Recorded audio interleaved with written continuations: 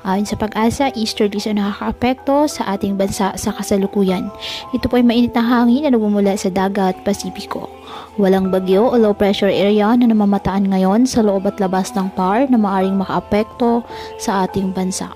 Ngayong araw, dahil sa umiiral na frontal system, asahan na maulap na kalangitan na may kalat-kalat na pagulan at thunderstorms sa Batanes at sa nalalabing bahagi ng bansa kasama ng Metro Manila, bahagyang maulap hanggang sa maulap na kalangitan with isolated rain showers or thunderstorms dahil naman po sa easterlies.